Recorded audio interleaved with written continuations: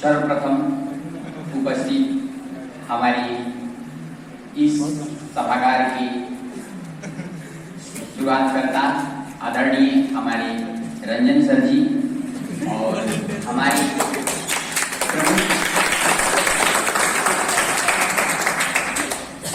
हमारी नेटवर्क एवं जूरी के प्रमुख व्याख्याता मनीष सर जी के लिए जोरदार तालियां। हम Gautam Kumar 6th semester electrical branch से हम अपना टॉपिक रिन्यूएबल रिसोर्सेज को लेकर आप लोग के समक्ष आया हूँ।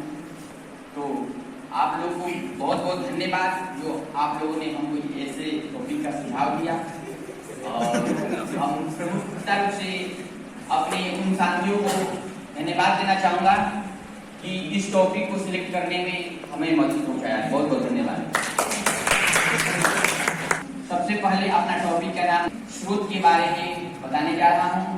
देखिए ये समस्या हमारे पूरे देश में नहीं अभी तो हमारे पूरे विश्व में हमारे पूरे संसार में अब हम लोग को रिसोर्सेज के बारे में फ्यूल के बारे में बहुत सारी समस्याएं होती जा रही है। हम लोग अब तक जितने भी हम लोग साइंटिफिक रूप से जितने भी हम लोग खोज किए चाहे वो इलेक्ट्रिसिटी हो या हमारे न्यूक्लियर जो भी सिस्टम हो वो सब कहीं ना कहीं प्रत्यक्ष रूप से हमारे रिन्यूएबल रिसोर्सेज पर नॉन रिन्यूएबल रिसोर्सेज पे आधारित था। लेकिन इसको देखते हुए हम लोग एक अभियंता के तौर पर एक टॉपिक को हम लोग सिलेक्ट किए हैं जिसका नाम है रिन्यूएबल रिसोर्सेज। इसके अंतर्गत हम लोग आज जितने भी बात करेंगे रिन्यूएबल रिसोर्सेज पर आधारित बात करेंगे। रिन्यूएबल रिसोर्सेज यानी एनर्जी उसको कहते हैं जिससे हमें किसी भी कार्य करने की क्षमता प्राप्त हो। बिना इस संसार में बिना एनर्जी के कुछ भी हो सकता नहीं है। इसी के अंतर्गत हम आगे बढ़ते हुए बहरहाल हम सबसे पहले अपने कंटेंट पर ध्यान दे देना चाहता हूँ जिसमें से मेरा एनर्जी रिसोर्सेज मेरा मेन टॉपिक रहेगा, रिन्यूएबल एनर्जी रहेगा, टाइप्स ऑफ रिन्यूएबल एनर्जी रहेगा, ऑल अबाउट रिन्यूएबल रिसोर्सेज रहेगा और उसके जो डायग्राम है ग्राफ है वो रहेंगे, एडवांटेज रहेंगे, डिसएडवांटेज रहेंगे, तत्पश्चात एप्लीकेशन और लास्ट में आप लोगों को समझ कंक्लूजन में दे दूंगा। इसके बाद आप लोग जो चाहे हमसे जो भी क्वेश्चन है पूछ सकते हैं। चलिए इसके अंतर्गत हम एनर्जी के बारे में जानेंगे। एनर्जी क्या होता है? तो कार्य करने की क्षमता को, कार्य करने की एबिलिटी को हम एनर्जी कहते हैं। एनर्जी आज की दुनिया में, आज के संसार में बहुत ही आवश्यक है। इसके अंतर्गत हम रिन्यूएबल एनर्जी के बारे में जानेंगे। बता देना चाहता हूँ एनर्जी दो तरह से होता है, एक रिन्यूएबल एनर्जी, एक non renewable energy. Renewable energy उसको कहते हैं जिसको हम दोबारा प्राप्त कर सकते हैं या दोबारा हम उसको रीयूज कर सकते हैं। ये इसमें हमको मेनली हम hydro power energy, wind energy, bio energy, solar energy एवं जियो एनर्जी के बारे में हम लोग ध्यान देंगे। अब इसमें एडवांटेज के तौर पे हम देखेंगे तो एडवांटेज के तौर पे ये खुद जिससे कि नाम से पता चलना चाहिए रिन्यूएबल रिसोर्सेज। रिन्यूएबल मतलब हम इसका रीयूज कर सकते हैं, हम ये कभी भी समाप्त होने वाला नहीं है। दूसरा एडवांटेज में हम देखेंगे कि जिससे इसका मेंटेनेंस है बहुत ही कम है। और तीसरा एडवांटेज में हम देखेंगे कि इसमें निकलने वाली हानिकारक गैसें जैसे कार्बन डाइऑक्साइड एवं अन्य प्रकार के जितने भी रासायनिक गैसें हैं इससे हमें निजात मिल सकता है। उसके बाद रिन्यूएबल एनर्जी जो है यह हमारे आर्थिक रूप से बहुत ही लाभदायक होगा। इसका कुछ डिसएडवांटेज भी है। डिसएडवांटेज में इसमें क्या होगा कि हम इसमें ज़्यादा जगह का जरूरत पड़ेगा, ज़्यादा कैपिटल इन्वेस्टमेंट लगेगा और ज़्यादा से ज़्यादा इसमें डैमेज होने की संभावना है। बहरहाल इन डिसएडवांटेज को मद्देनजर रखते हुए हम आगे की ओर करते हैं। इसमें सबसे पहले हम जानेंगे सोलर एनर्जी। तो सोलर एनर्जी नाम से ही जैसे आपको मालूम होना चाहिए सूर्य से मिलने वाली जो एनर्जी होती है उसको सोलर एनर्जी कहते हैं। जैसे कि solar cooker, solar heater, solar cell इत्यादि।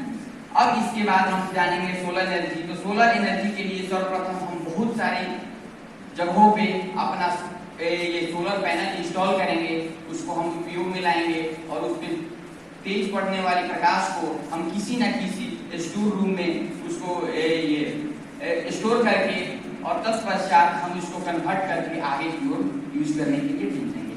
और इसके बाद हम अपने दूसरे टॉपिक की ओर ध्यान देते हुए बताते हैं। दूसरा टॉपिक का नाम है आपका वाइंड एनर्जी। तो वाइंड एनर्जी नाम से ही मालूम चल रहा है, वाइंड यानी तूफान या हवा।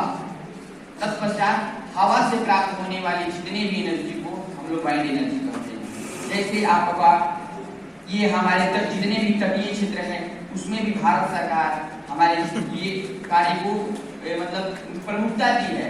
हालांकि ये हमारे बिहार राज्य में संभव नहीं हो सकता है, अभी तो जितने भी हमारे तटीय क्षेत्र है उसमें अभी भी ये वाइंड एनर्जी मुख्य रूप से यूजफुल है। ठीक है, इसके अंतर्गत ये देखिए वाइंड एनर्जी है, ये बहुत इसमें कैपिटल खर्च बहुत ज्यादा लगता है। और इसके बाद हम बात करते हैं हाइड्रो एनर्जी के बारे में। हाइड्रो अर्थात जल, हाइड्रोजन। इस प्रकार पानी यानी जल से प्राप्त होने वाले एनर्जी को हाइड्रो एनर्जी कहते हैं। यह बहुत ही लाभदायक होता है।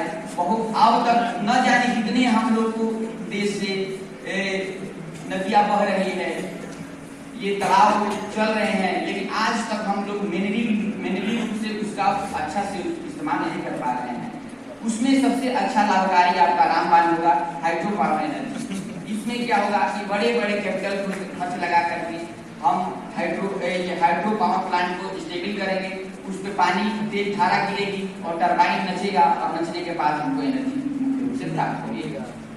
अब तक बहुत सारी जलधाराएं चलती जा रही है, लेकिन इस पे अभी भी भारत सरकार को, बिहार सरकार को मुख्य रूप से काम करनी चाहिए। जैसे हमारे कोसी में, बागमती में हर दिन बाढ़ आ रहे हैं, उसके हमारी सरकार को ये ध्यान देना चाहिए कि उस पर डैम लगाकर, उस पर बड़े बड़े आपको टरबाइन लगा करके हम बिहार को मतलब इलेक्ट्रिसिटी के मामले में एक अग्रणी राज्य के रूप में देख सकते हैं। उसमें से भी हमारे 19% अब तक का हम लोग हाइड्रो एनर्जी से इस्तेमाल कर पाए हैं, जिसमें आपको 81% अभी भी उसका इस्तेमाल नहीं कर पाए हैं। तो ये हमारे जितने भी हमारे अध्यापक हैं उन सबसे इस सभागार के माध्यम से मैं अपना आवाज सरकार को तक पहुंचाना चाहता हूं कि इस पर ये काम जरूर करें।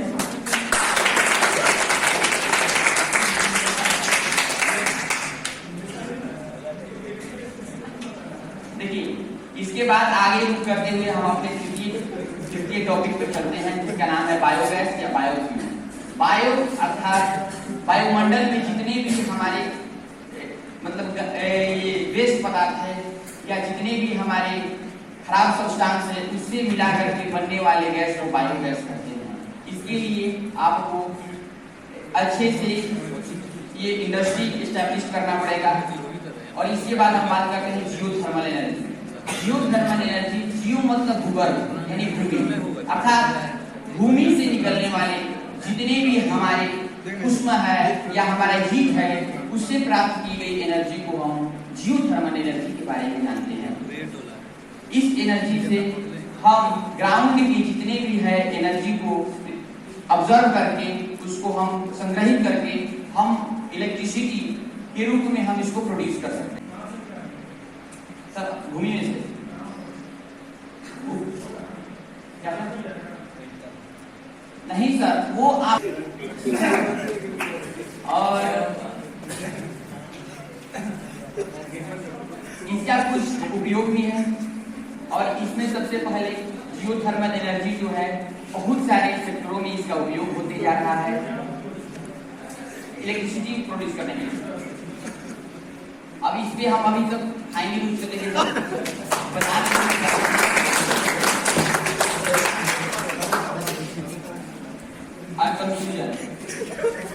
इस तरह के टॉपिक हमें भी हम सिलेक्ट किए। उसका कंक्लूजन यही है कि हमें नॉन रिन्यूएबल रिसोर्सेज जैसे कोयले से बनने वाली बिजली, हमको ये आपको थोरियम से बनने वाली बिजली, इसके बाद यूरेनियम से बनने वाली बिजली तथा कई प्रकार के हम जितना भी स्रोत है इसको हम लोग बाइकआउट करते हुए इसको हम रिन्यूएबल रिसोर्सेज की ओर ध्यान देंगे। यह बहुत ही लाभकारी होगा। इसमें कार्बन डाइऑक्साइड की मात्रा कम होगी, इसमें आपको इकोनॉमिक भी कम लगेगा। इसके अंतर्गत आपका इसमें हमारे जितने पोल्यूशन है, एयर पोल्यूशन है, साउंड पोल्यूशन है, इसके बाद लैंड पोल्यूशन है, जितना भी प्रकार का पोल्यूशन है वो पोल्यूशन कम होगी। ठीक है,